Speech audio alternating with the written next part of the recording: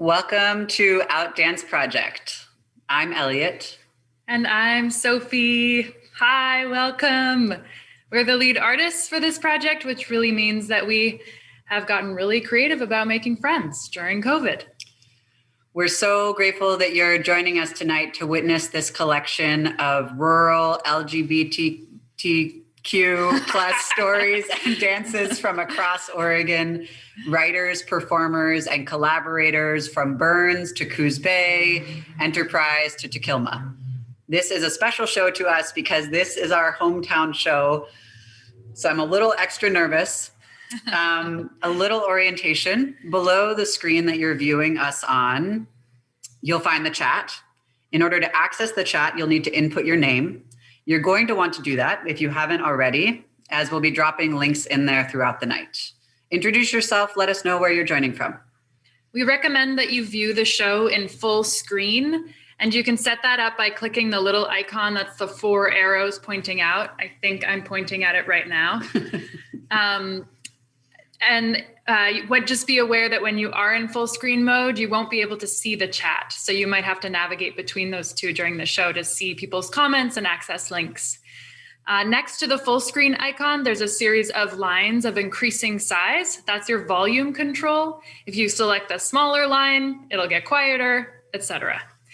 And the little gear icon that's in the middle of those two offers you the opportunity to change the resolution at which you are viewing the show. So if you're working with lower internet speed, you might want to lower the resolution to avoid glitching. Before the show begins, we want to acknowledge and express gratitude for the bravery, eloquence, patience, and courage of all the artists involved in this production. The storytellers, the performers, the choreographers, the graphic designers, and the broadcast artists. We also want to take a minute to acknowledge the material resources that make our show possible. Since our activities are shared digitally, let's take a moment to consider the legacy of colonization embedded within technological structures, including the equipment and high-speed internet, which are not available in many Indigenous communities and communities in rural Oregon. Even the technologies that are central to much of the art we make leave significant carbon footprints, contributing to changing climates that disproportionately affect Indigenous peoples worldwide. We acknowledge that settler colonizers and slavers from Europe used stolen and enforced labor of African and, in Oregon, Chinese people specifically to subsequently develop the land. We honor the lives of all who endured and continue to endure in the face of settler colonialism. We are on the land of the Tlawa Dene Nation and Tequilma peoples, and these people are still here. Many Tequilma and Tlawa people were forcibly displaced to the Coast Indian Reservation, today the Siletz Reservation on the central coast of Oregon, where they're still living today. Although we're meeting in digital space, we're also grounding this performance in a place. And tonight, that is in Josephine and Jackson counties. We are co-hosting this with NativeWomanShare, which I'm not sure how to point at them right now, but I know they're right next to me and I love them so much. And the LGBTQ plus listening project. Claire is here from the listening project. Thank you for being here. That's Elliot's other job, is also leading that project. Proceeds from tonight's show will benefit NativeWomanShare. So if you, or we will be dropping the link to donate in the chat. And there's also an opportunity to donate at the bottom of all the text and description. It'll say, click here to donate, and you can send your donations there also. I'm gonna pass it over to our co-host to introduce their projects and the work that they're doing in our region. Claire? Thank you, Sophie. So hello, everybody. My name is Claire. My pronouns are they, them, and I'm from the Rogue Action Center's LGBTQ Listening Project. So the Listening Project was founded in 2019 to map the assets, challenges, and resources needed in the LGBTQ community in Jackson and Josephine counties, and that's expanded to Southern Oregon, and boldly envision a thriving LGBTQ movement in our area in response to the closing of 2 local organizations in 2018, the Lotus Rising Project and Rainbow Elders. Led first by Rory Meza and then our own Elliot. And now 3 committees of amazing LGBTQ volunteers. This project has taken many shapes over the past year. And first, we created the LGBTQ community survey, and we heard from over 700 LGBTQ people in Jackson and Josephine counties. Living in Jackson County, I did not know there was that there were 700 people to hear from. So that was incredible in and of itself. And the intention was understanding the current needs and strengths of our diverse population and gathering existing resources. So sorry for this dog happening. Nice. Our project is rooted in working and fighting to make Southern Oregon an amazing place for LGBTQIA2S+ people to live, where we can thrive and kick ass and be our wonderfully queer selves and have beyond our basic needs met. We didn't need a survey to tell us that that's just not happening for the majority of LGBTQ people who live here, but the survey gave us hard evidence to support our own feelings and experiences. We're currently working on more data analysis and to distribute our findings, but since the survey, we've also held multiple story circles, created the bias incident reporting system with Southern Oregon Racial Equity Coalition, curated a local LGBTQ resource guide, created the QT BIPOC liberation space, and the white LGBTQ organizers accountability space, and of course, continuing to envision where we will go next as we continue to build our local LGBTQ movement. So feel free to follow the Rogue Action Center to stay up to date with our events and what we're up to, and you're always welcome to join the project. We're always looking for folks to join our team. Thanks so much, and on to y'all, Fox and Lycan. Thank you so much, Claire. And the LGBTQ plus listening project is amazing. So thank you so much for representing that project. That has really brought new life to our community here in Josephine County. Hola, Daka Bianca Marcela Vallera, Dataino. Hola, mi nombre es Bianca. Mis amigos me conocen as Fox. Hello, my name is Bianca Marcela Ballara. My friends know me as Fox. Kolaitugay. Mi nombre es Desene Ana Maria Gutierrez Escalante de Cas. My friends know me as Lycan, and I am Aztec.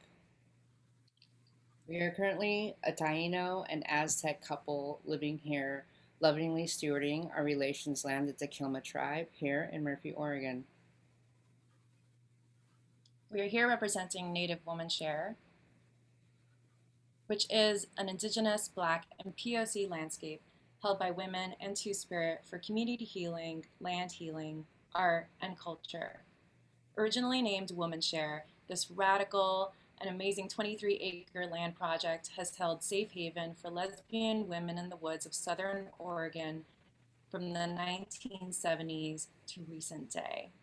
Today, this land on ancestral Takilma territory is looking to be lovingly acquired and evolved into a matriarchal space that invites the original Indigenous mother stewards, Black and Brown women, and Two-Spirit people to thrive and reclaim their land-based culture.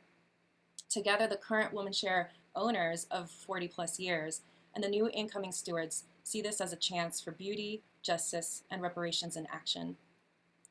According to a study by the USDA called Who Owns the Land?, 98% of the agricultural land in the United States is owned by white people. In contrast to this, 83% of the land is worked by Latino farm workers. And we know historically that the land has been worked but not owned by Black, Native, and people of color for too long. Even within the LGBTQ plus community, Black, Brown, and Two-Spirit people also experience levels of marginalization to this day. NativeWomanShare is a new and evolving project born of the urgency placed on our communities for access to land, for community belonging, and for the health also of our ecosystem. In 2020, we began offering emergency services such as housing for fire evacuees in need of safe space, and other essential goods like camping gear, food, and clothing to sustain our minority communities through a dark COVID winter. This year, we are adding to our offerings a food sovereignty garden, featuring native foods and medicines, and will be sharing free weekly baskets of food throughout the summer with our local community. Starting next year, 2022 and beyond, we hope to be opening the land for Indigenous-led workshops and ceremonies, much needed BIPOC and Two-Spirit gathering space, and also bringing awareness to the cause of missing and murdered Indigenous women in our surrounding counties. Your donations will help us continue to do this important work. Hahom, Seneko Kagona, abundant blessings. So we'd like to ask you to join us in a moment of prayer. I don't know how to work this thing. There you go. We'd like to ask you to join us in a moment of prayer on whatever Indigenous lands that you are in, and I'm gonna like that. And just recognize that you're on this land, and that we're all, at some point, one of my elders had told me, regardless of your ethnic background or whatever we are all now Indigenous to Turtle Island. It is all now our responsibility to take care of this place. And we'd like to share this with you in this Indigenous prayer, and it is from the Buffalo Dance.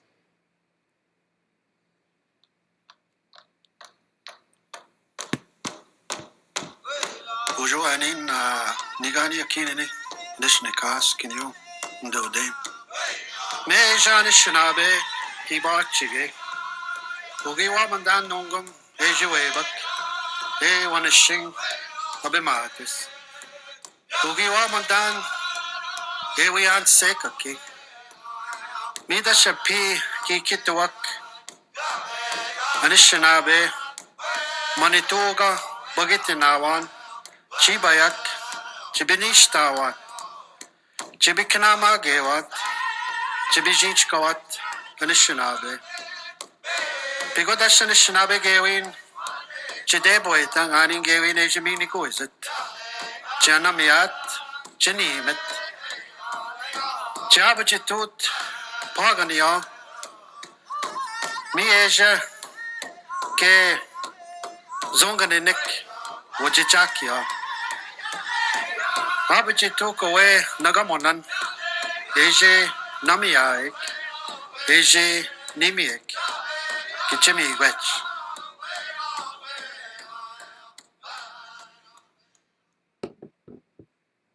Oh, thank you. Back to you, Sophie and Elliot. I hope you guys enjoy the show, and thank you so much for having this and having us share this with you. It is with such honor that we share this space with you today. Olivia, take it away. It's time for the show. Please enjoy.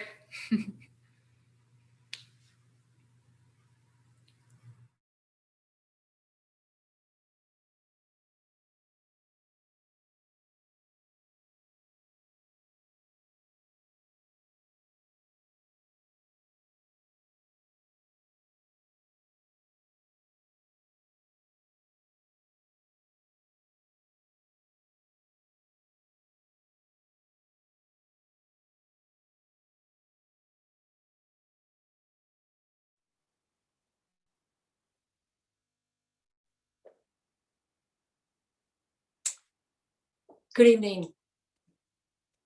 I come from my home in Murphy, Oregon, as part of the larger lesbian land community of women who have held the land for women, a marginalized group that was able to bring together lesbians in a safe space for over 40 years. I want to dedicate this reading to my dear friend Tangram Alexander, philosopher, writer, lesbian pioneer at the center of the women's community in Southern Oregon. She has left this earthly life to spend her time among the stars. May you soar free, Tangram.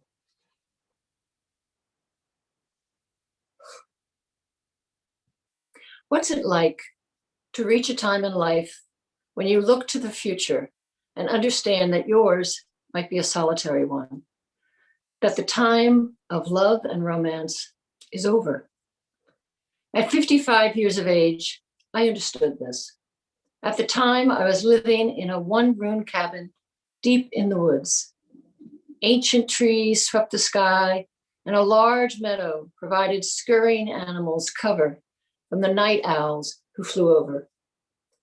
Having walked the roads of this earth for 5.5 decades, I didn't feel too young or too old. I felt just right. I loved my life.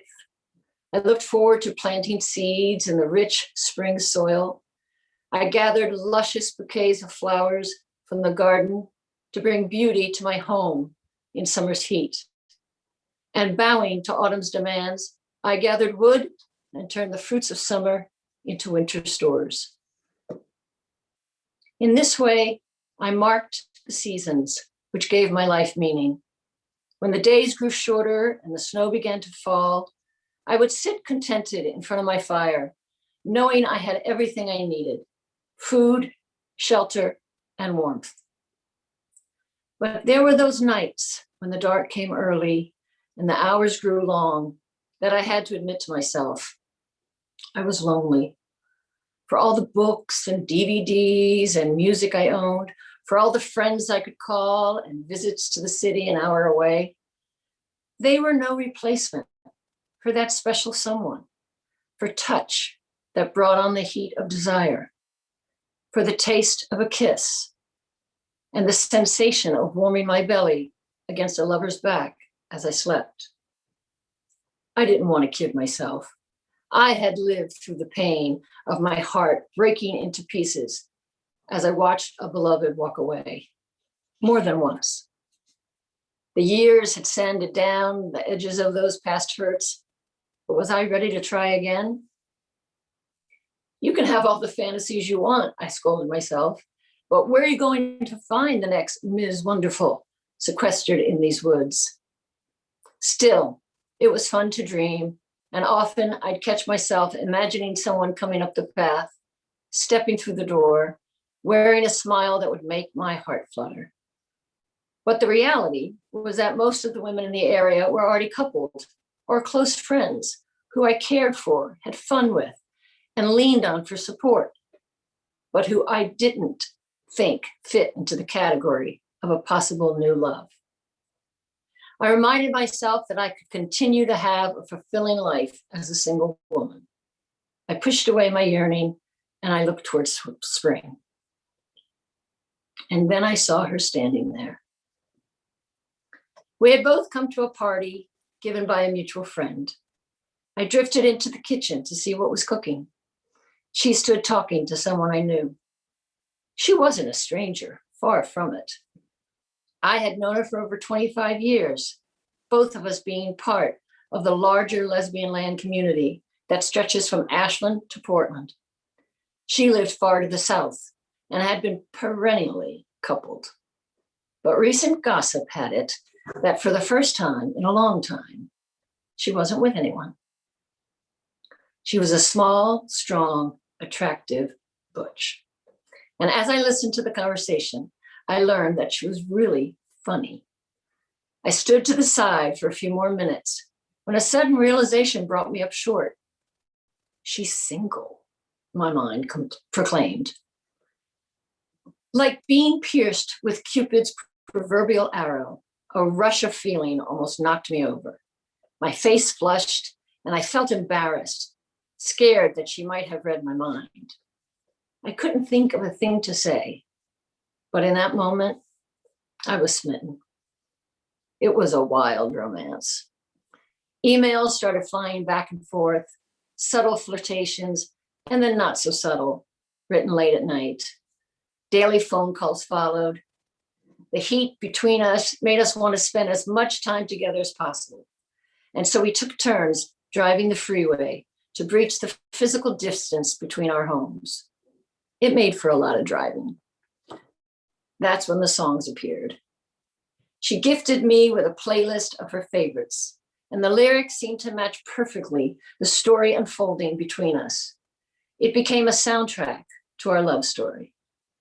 One night, my desire to be with her was so overwhelming that I jumped into the car at midnight.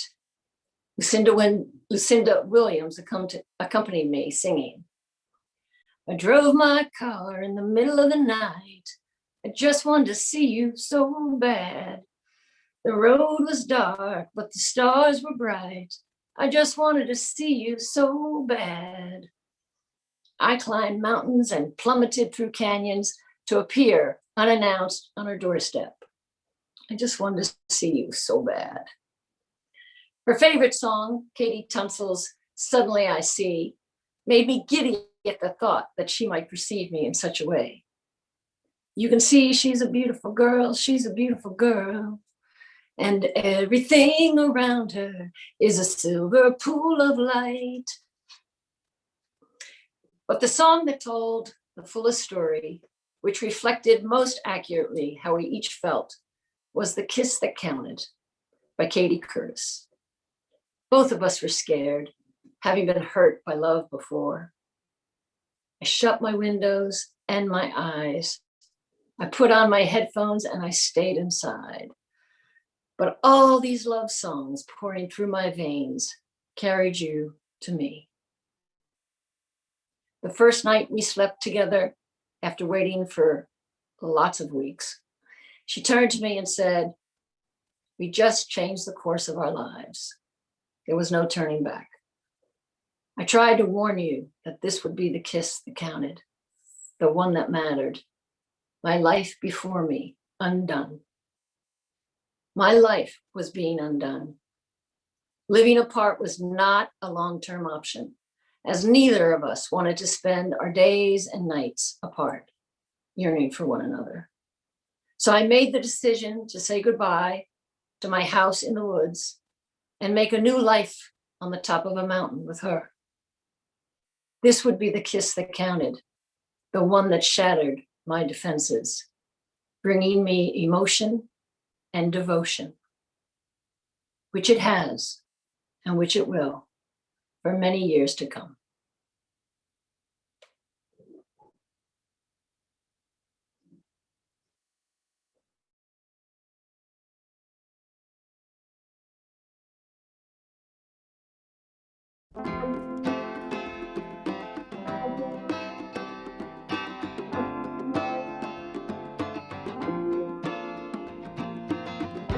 I saw it coming like summer rain, incoming ocean, oncoming train. I veered in circles to get off your path. I tried to warn you, this would be the kiss that counted, the one that mattered.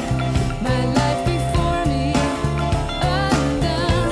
This would be the kiss that counted, the one that shattered my defenses, bringing me emotion.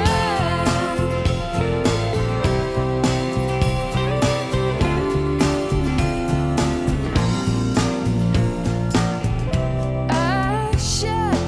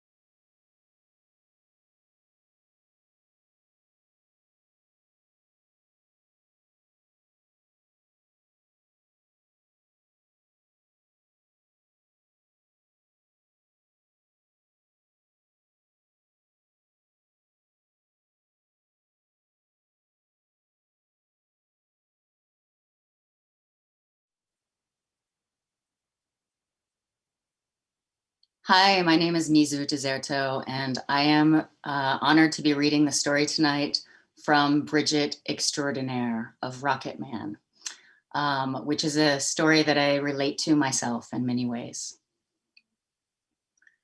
The greatest gift my dad ever gave me was an appreciation for music. Growing up, I learned that to truly appreciate music, you must first turn out all the lights, light a candle or two, and turn the speakers up to a level which will vibrate your insides, but not blow the heads.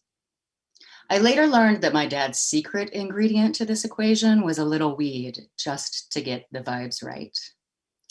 After you set the scene, you get yourself comfortable, open your heart vessel, and sing along with conviction. My dad would do this for hours. And if his buddies came to visit, they would do it for days. These visits are where I learned music appreciation 2.0, the grand art of the playlist, the how and why one establishes which song should be played after the other. These are not decisions one makes lightly. My dad didn't have a particularly eclectic or refined taste in music, though he would never catch me saying that. But he was very invested in his preferences. Most of what he liked could be found on the classics radio station, which now would be the oldies station. Bands like Steely Dan, Paul Simon, and James Taylor. But if asked, if you were stranded on a deserted island, what 5 albums would you want to have, which was a popular question in my house, his number one answer would be Madman Across the Water by Elton John. My dad adored Elton John. Not only did he sing along at the top of his lungs, he would also play a very enthusiastic air piano. He saw him in concert many times. I once painted a portrait of Elton for a school art project as a gift for my dad, and it got framed and hung near the stereo. We never talked about the fact that Elton is gay, ever. It's not that my dad was a vocal homophobe. We just had a very typical Midwestern don't ask, don't tell policy in our house. My dad's only sister, who brought the same roommate to every small family gathering for years, well, if we didn't say the word out loud, she could never be a lesbian. So you could probably guess that I never came out to my dad. We had enough challenges between us that I didn't feel we needed to wedge that one in there too. A few years ago, at the encouragement of some friends, I DJ'd a little queer house party. It was super fun and went really well, so I did it a couple more times. And then we started having regular public gay dance parties in Grants Pass, and I was asked to DJ some of them, and eventually found that I was the primary queer DJ in Southern Oregon. And it was super fun, and I was really good at it. I told my dad what I was up to, leaving out the word queer, of course, and he didn't quite get it. What's a dance party? Well, Dad, it's kind of like what you do with your buddies, but in a bar with dance music and for a whole lot more people. 2 years ago, we found out my dad had liver cancer, and 2 weeks later, he died. In days leading up to his death, his buddies came to visit the hospital, and there was so much music. The times that I was alone with him, I would play albums that had a connection specific to us, like the album that was notorious for getting me to sleep as a baby, or the one he played nonstop on that one road trip. And of course, all his favorite Elton John albums. And I would sing. The following summer, I was offered a dance hall gig at the night before Father's Day. I felt conflicted about whether or not to commit, unsure of what my emotional state may be, but a little reflection revealed that it was probably just the right thing to be doing. So I went to work crafting a playlist. There were several subtle nods to my dad in my set, but I really wanted to bring Elton to the floor. And eventually I found a killer remix of Rocket Man. And what better song to bring to the rural queers? It's all about alienation and loneliness. I'm not the man they think I am at home. Oh, no, no, no. and the remix brought it to a disco beat perfect. So the gig came, and I was kind of tore up, but I put on a cute look and applied my femme armor and did my thing. As the night neared its close, I finally found my Elton moment. And as soon as the song started, I felt the hot, wet track sliding down my face. I had to duck behind the table because the tears had grown into sobs, and I needed the whole 8 minutes of that song to put myself back together. And I needed a moment of privacy to be wholly in that moment. My whole gay ass self on a full gay ass dance floor with my dad and gay ass Elton John. It's both tragic and beautiful how many of these moments are possible now that he's gone. We may not get the kind of care and support we want from our families while they are alive, but once they are ancestors, we get to choose what kind of relationship they get to have with us. And this is the best relationship my dad and I have ever had. Postscript. Today is the deadline for submissions for the Outdance project. And when I woke up this morning, I was still on the fence of whether or not I would have the time to get this down today. The truth is, I've been avoiding it because it wasn't an easy story to write, and I cried a lot typing it out. But I knew it wanted to come through. And this morning, just after I decided I probably wouldn't have time, I picked up my phone and opened Instagram, and there in Dave Navarro's stories was a pic of him in a cloak he just bought from me with Rocket Man playing in the background. Thanks, Dad. Message received.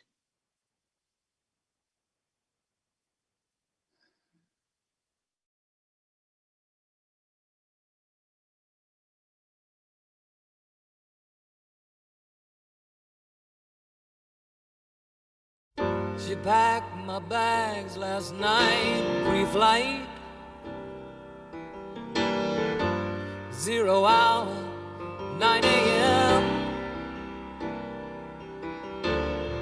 And I'm gonna be high as a kite by then.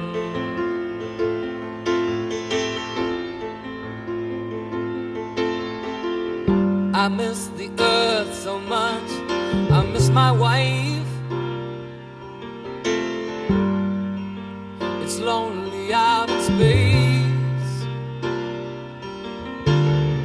on such a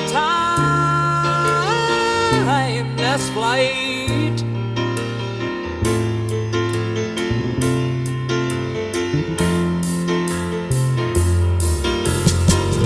And I think it's gonna be a long, long time till touchdown brings me round again to find I'm not the man they think I am at home. Oh no, no, no, I'm a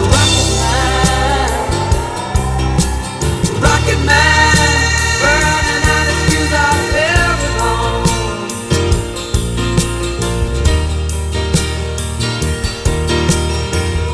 And I think it's gonna be a long, long time till touchdown brings me round again to find I'm not the man they think I am at home. Oh no, no, no, I'm a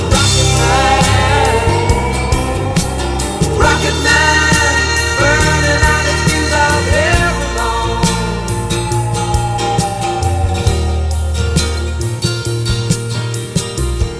Mars ain't the kind of place to raise your kids. In fact, it's cold as hell, and there's no one there to raise them. If you did,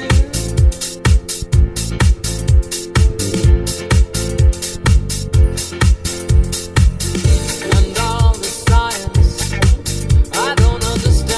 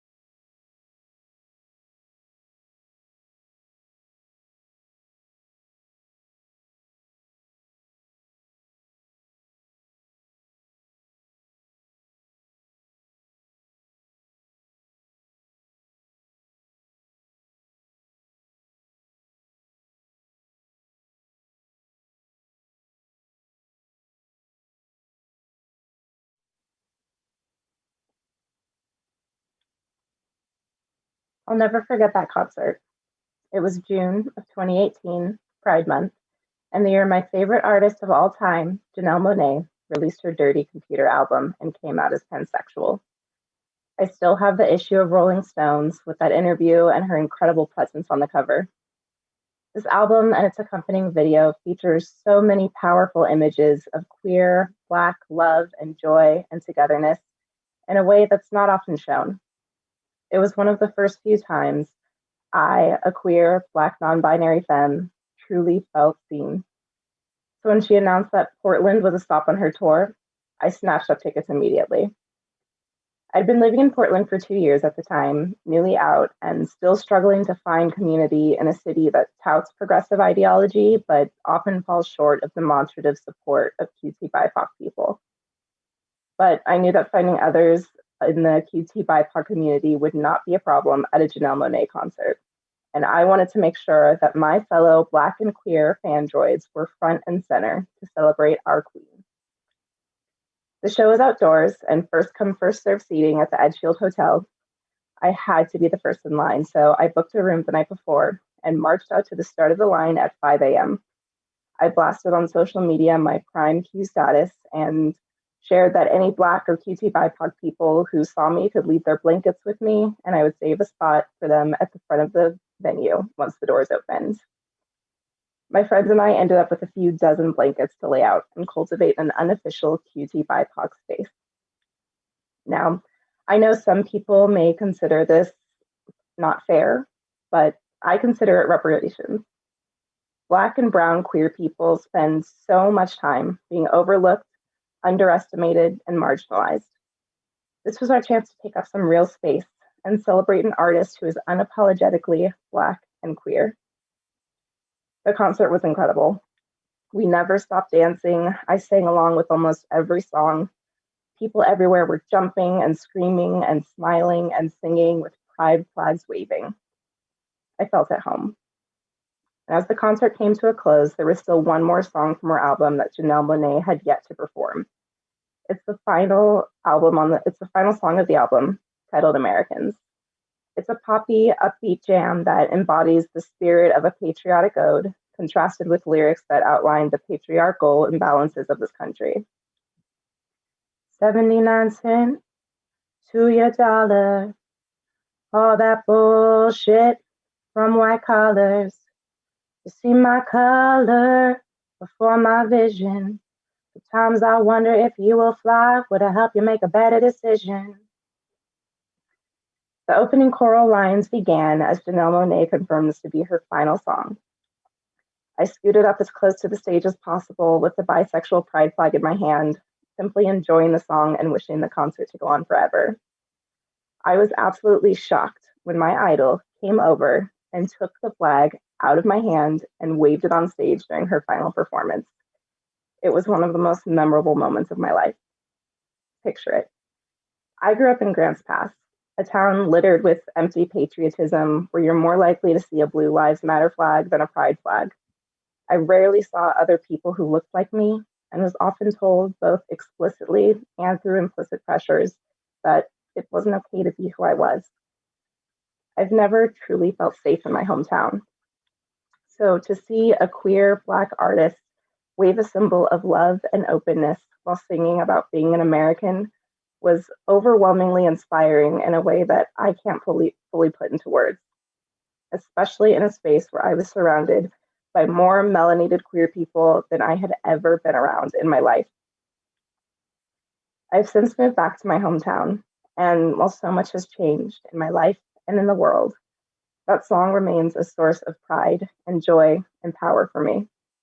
And it continues to inspire me in my fight for justice in my community and in this country. It evokes a world where one day the concept of patriotism in this country might not be tied so greatly to hate and exclusion.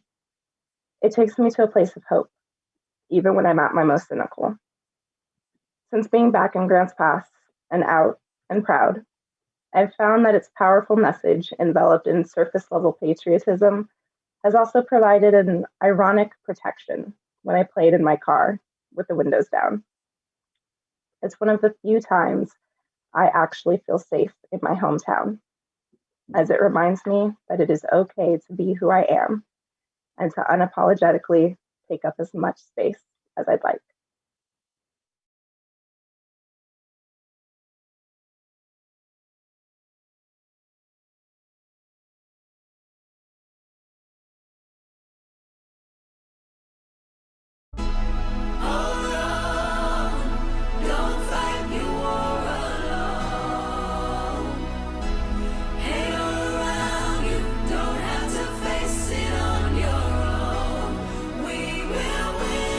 This fight.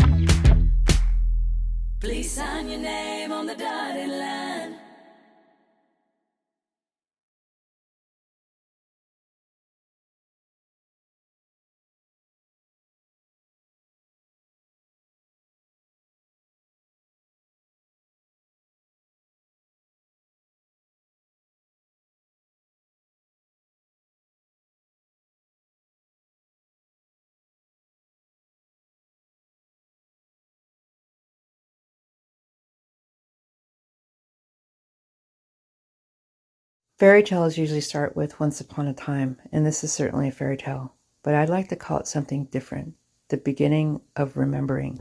I guess we have to go all the way back to the beginning, to when I was born. When I was born, I was named Doña Desiree Ana Maria Gutierrez Escalante de Cas. Wow, that's a lot of name for a kid. You can call me Lycan now, but that's what I was born with. I was born to two proud parents, immigrant parents. I'm first generation born in this country. I also grew up in a Latino barrio.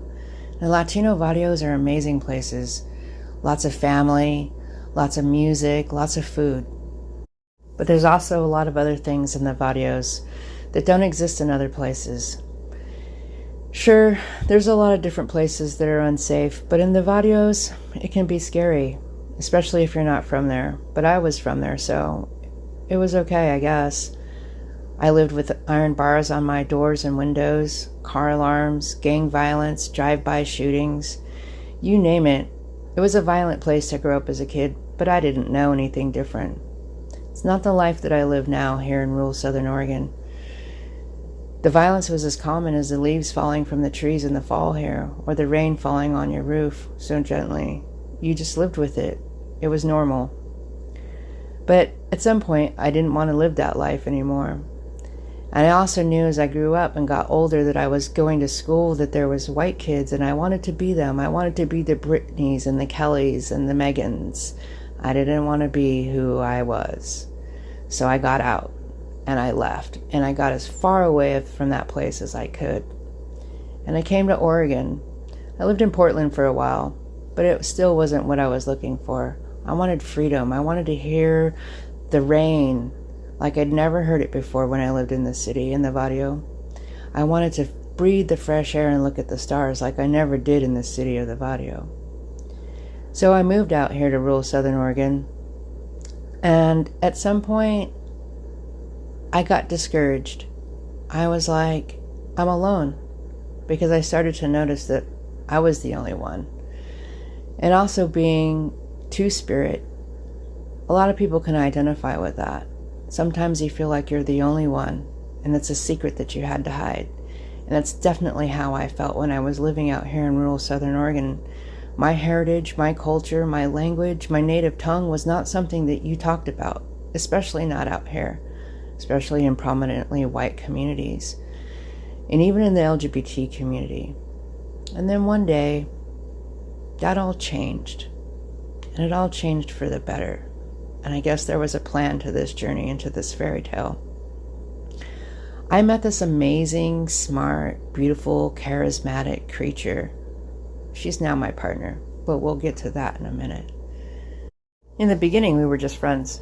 Actually, we were just acquaintances. We would see each other maybe at like house parties, get-togethers, garden parties, barbecues.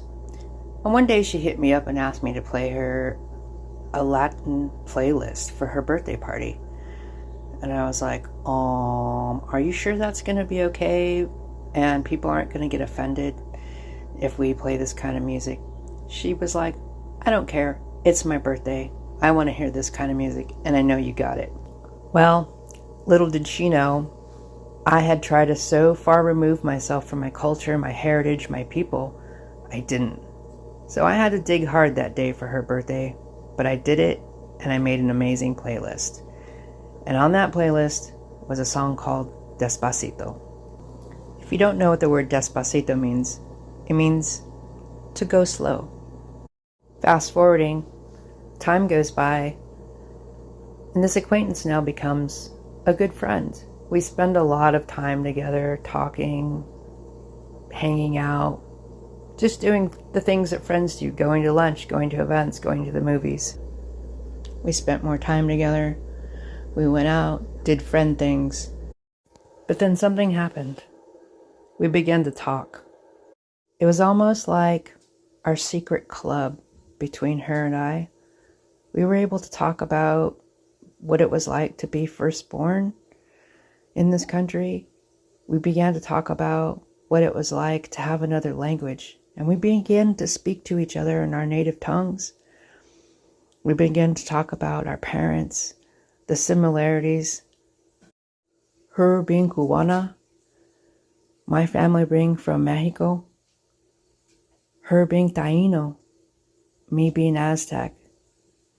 And it was so different. And it was almost like our little secret that we kept from the rest of the world. And it was our connection and the dancing and the music and the food and the colors and our clothes all of a sudden didn't matter anymore. And it was like I found the best parts of the video right here in rural Southern Oregon in a little cabin in the woods with a Cuban girl. And I didn't know what to do, thinking I almost left this place out of fear. And I'm glad I didn't leave, because I found myself, my culture, my heritage, and who I am. We found each other together.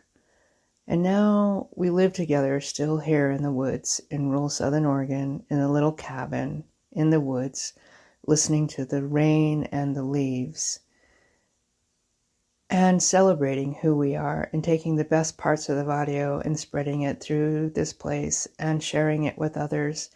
And it's magical. And the thing was about going slow, about taking your time, not changing who you are, about celebrating your differences. Now I know that it's okay to be who I am. I am Doña Desiree Ana Maria Gutierrez Escalante de Cas. I am Aztec. I am Mexicano. I am who I am. And it's wonderful to live in this little tiny cabin in this woods in rural Southern Oregon with my beautiful Taino Cuban partner, living the life that we were always meant to live, peacefully.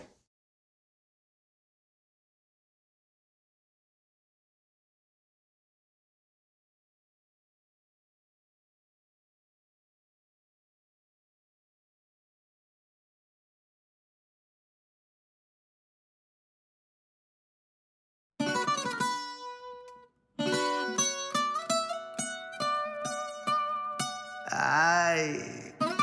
Fonsi. Chihuahua. Oh, oh no, oh no. Oh. Hey.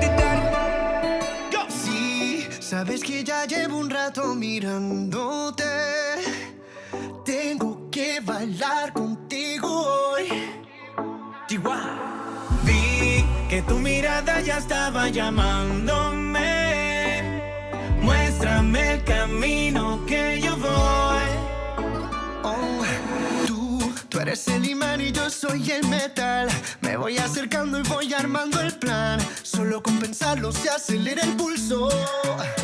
Oh yeah, ya me está gustando más de lo normal. Todos mis sentidos van pidiendo más. Esto hay que tomarlo sin ningún apuro. Despacito, quiero respirar tu cuello despacito. Deja que te diga cosas al oído, para que te acuerdes si no estás conmigo. Despacito, quiero desnudarte a besos despacito. Firma las paredes de tu laberinto y hacer de tu cuerpo todo un manuscrito. Sube, sube, sube, sube, sube. Quiero ver bailar tu pelo, quiero ser tu ritmo. Que le enseñes a mi boca tus lugares favoritos. Favorito, favorito, baby. Déjame sobrepasar tus zonas de peligro hasta provocar tus gritos y que olvides tu apellido. Si te pido un beso, vendámelo. Yo sé que estás pensándolo. Llevo tiempo intentándolo. Mami, estoy dándolo.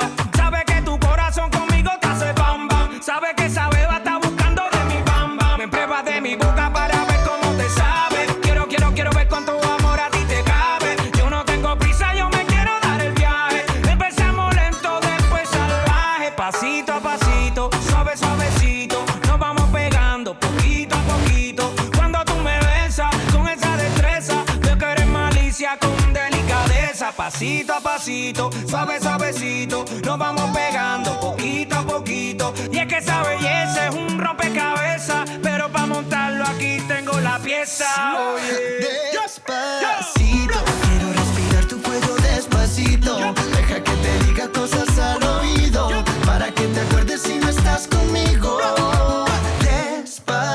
despacito. Quiero desnudarte a besos despacito. Firma en las paredes de tu laberinto y hacer de tu cuerpo todo un manuscrito. Sube, sube. Quiero ver bailar tu pelo, quiero ser tu ritmo. Que le enseñes a mi boca tus lugares favoritos. Favorito, favorito, baby. Déjame sobrepasar tus zonas de peligro hasta provocar tus gritos y que olvides tu apellido. Despacito, vamos a hacerlo en una playa en Puerto Rico hasta que las olas griten ay bendito, para que mi sello se quede contigo. Pasito a pasito, suave suavecito, nos vamos pegando poquito a poquito. Enseñas a mi boca tus lugares favoritos. Favorito, favorito. Pasito a pasito, suave suavecito, nos vamos pegando poquito a poquito. Hasta provocar tus gritos y que olvides tu apellido. Despacito.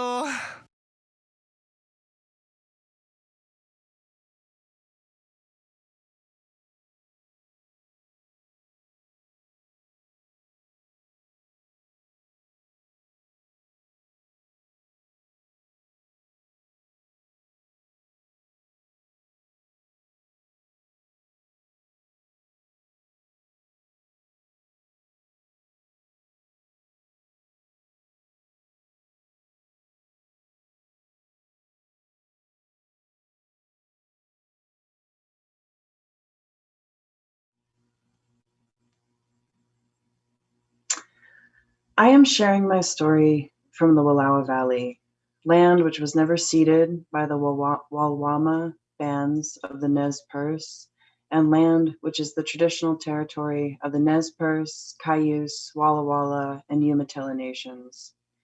As non-native people, we have a responsibility to educate ourselves about the ways in which nation-to-nation treaties were broken by a government of which I am a citizen. Land back is not a metaphor. In the Nez Perce language, there is a word which is an expression of apology or distress, spoken to a meadowlark when one accidentally steps upon meadowlark's legs. Up on the prairie and in the meadows, meadowlarks have begun to build their nests on the ground as spring arrives here. Nez Perce and this land, its mountains, rivers, and canyons, and all the life they contain are inseparable from each other. I arrived in Lostine, Oregon, population 304, with the dorsal spine of a rockfish embedded deep in my heel, riding a wave of exhilarating and bone-deep exhaustion that came of working 7 days a week all summer unloading fishing boats. My work days began and ended under the stars, alongside a crew of men who had never before hired a woman to do what they considered men's work. I think I got the job because I challenged them all to arm wrestling contests, and nobody was brave enough to try and best me. I was proud of my body at the end of that season, and wistful for the days on the docks beside the bayfront, with the gulls and seabirds crying and wheeling overhead, the sea lions barking from their jetties of rock.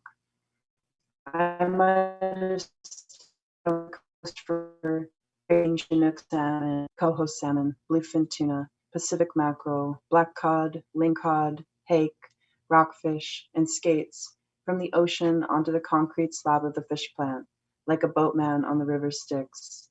But I was offered a gig in Eastern Oregon that I couldn't turn down.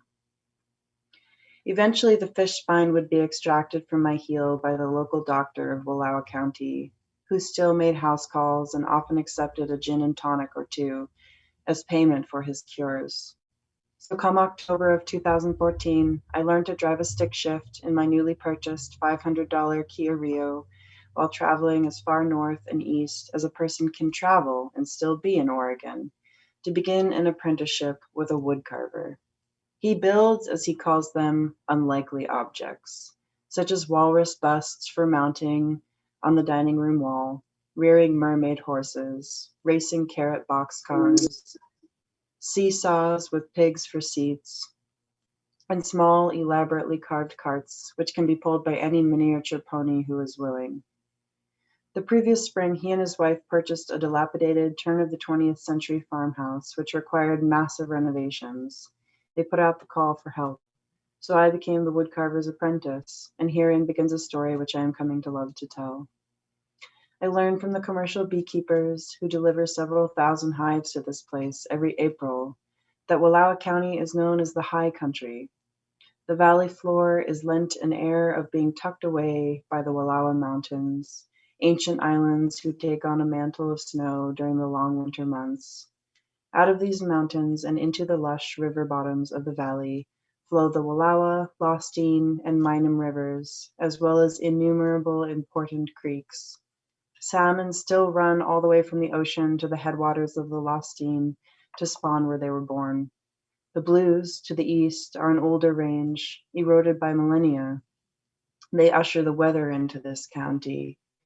Sometimes Deadman's and Tollgate Pass, the two routes leading out to the greater world, will close for a time if road conditions are too dangerous, and all of us who live here become truly remote.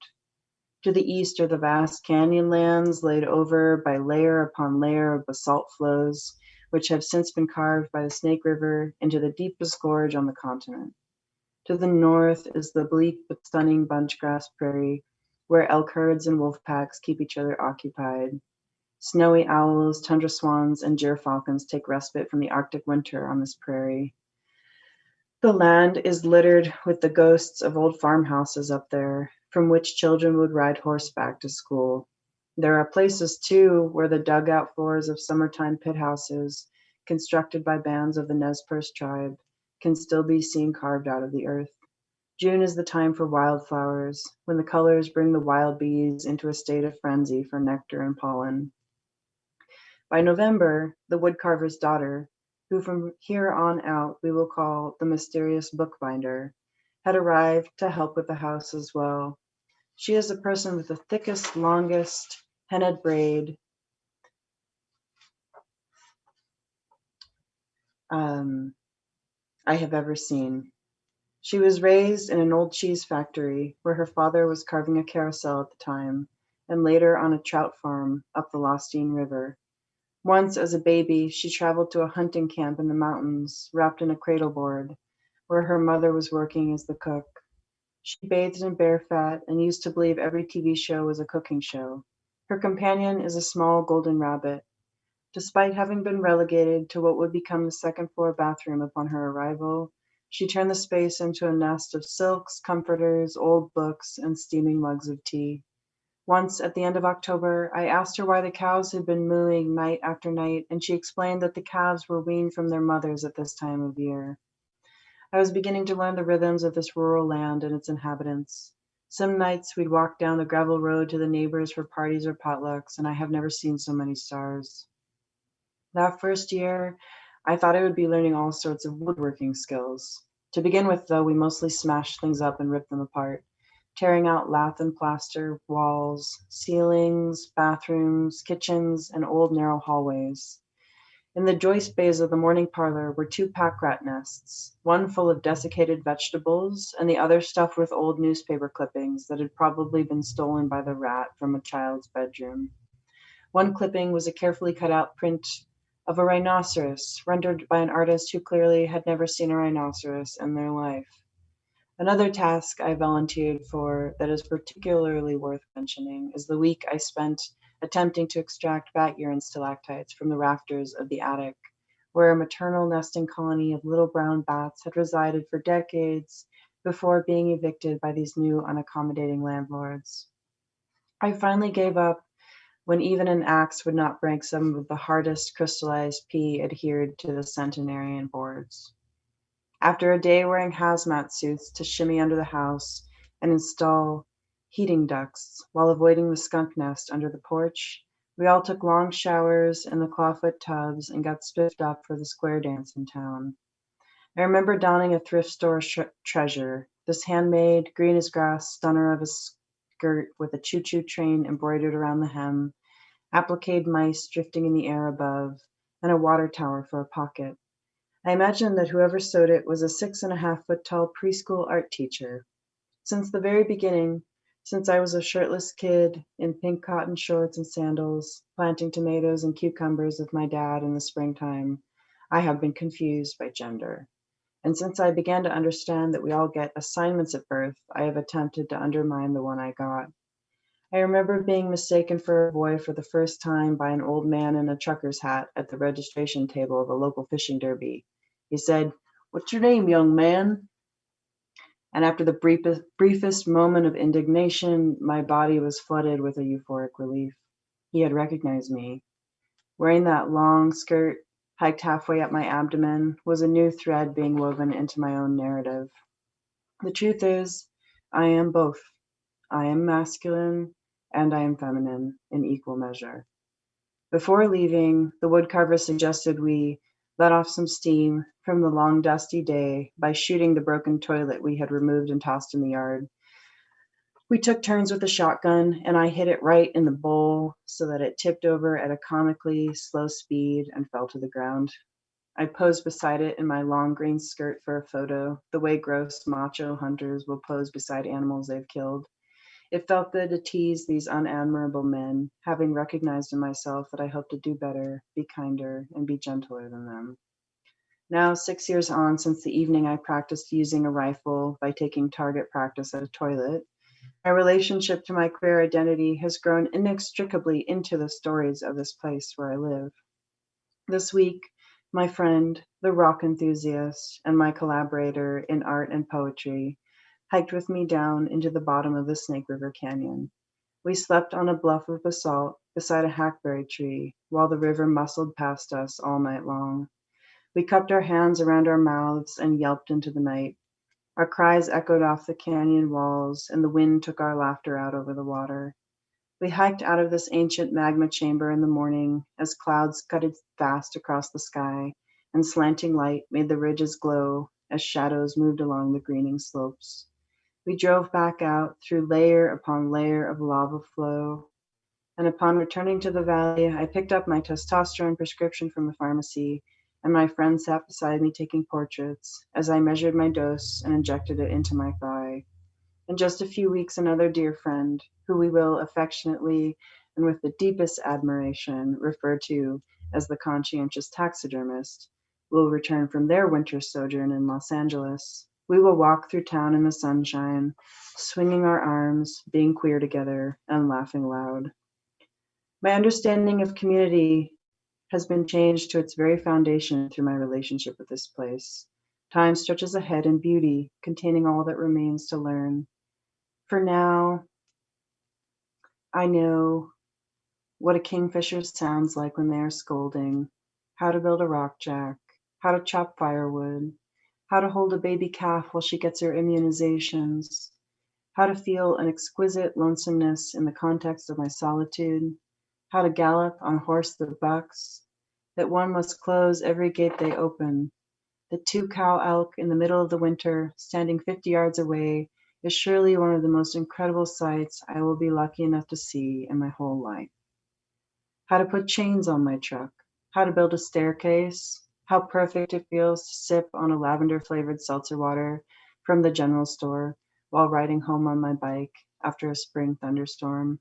And perhaps, as important as anything else, I am beginning to learn how to welcome the most uncomfortable of my emotions into the kitchen farmhouse of my heart and offer them a cool drink, a homemade pretzel, or whatever it is they need.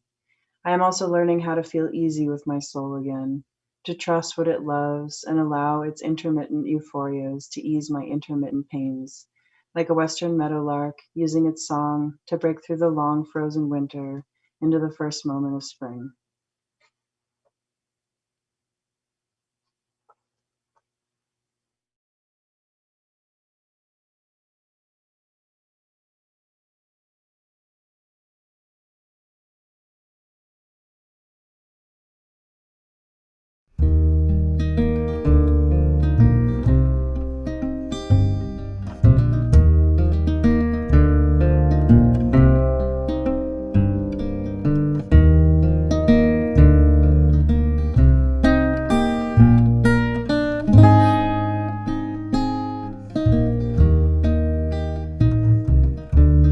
Way up in the Northland,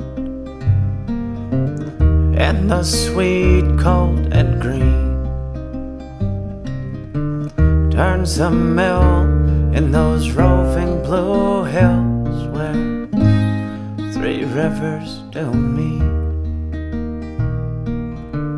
Hand in hand we went waltzing through those old lonely streets. In my soul I always will hold those nights so dear to me. So lay back your head,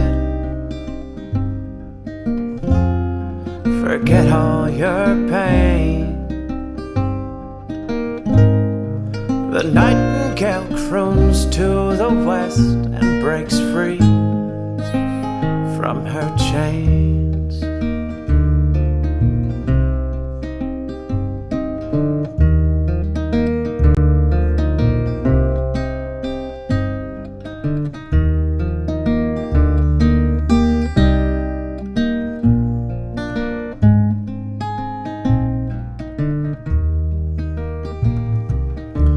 Fare thee well to November,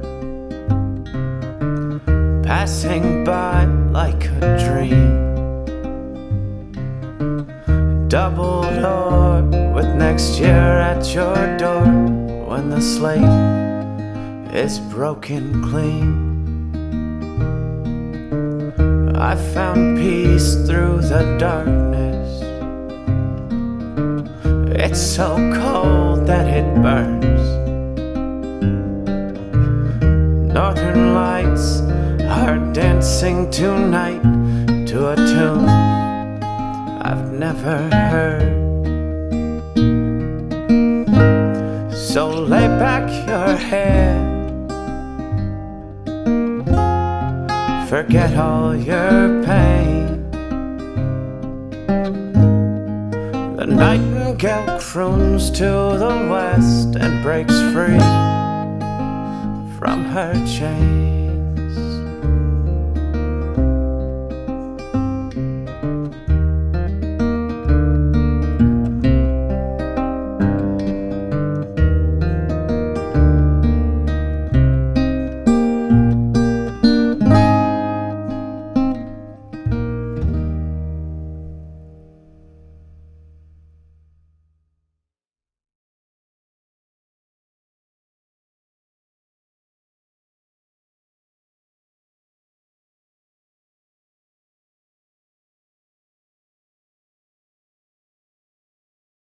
Start waving.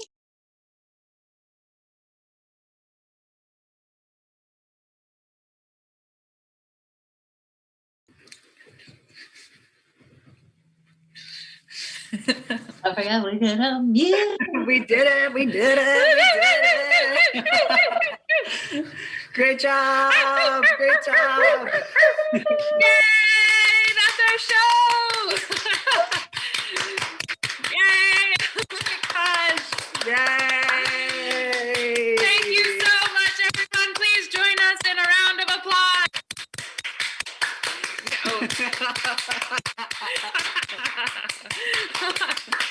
To the story writers for your beautiful stories, for your bravery, for sharing with us. Thank you so much. And to the dancers. Yes, to the dancers, your beautiful work. And to the choreographers. And to the organizers and the broadcast artists. Yes, thank you. And to our queer elders. And to our tech and production team.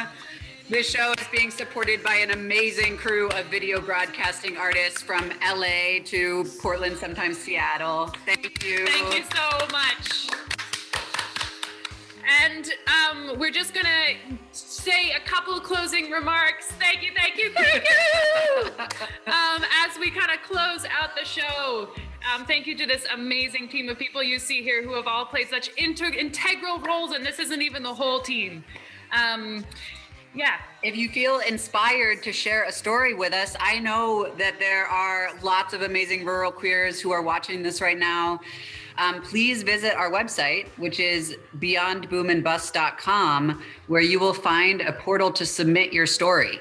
And all the stories from this show, as well as future stories, will be archived in the Gay and Lesbian Archives of the Pacific Northwest and available anytime.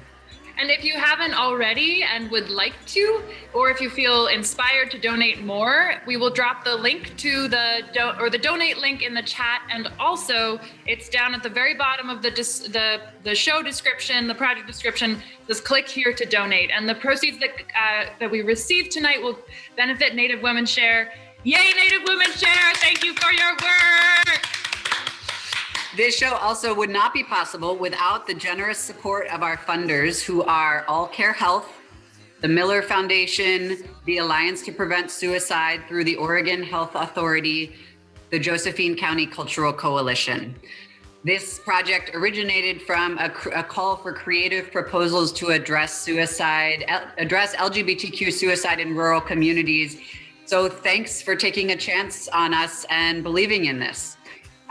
We also want to say a special thank you to our champion and fiscal sponsor, the Illinois Valley Community Development Organization, who do such good work in our valley.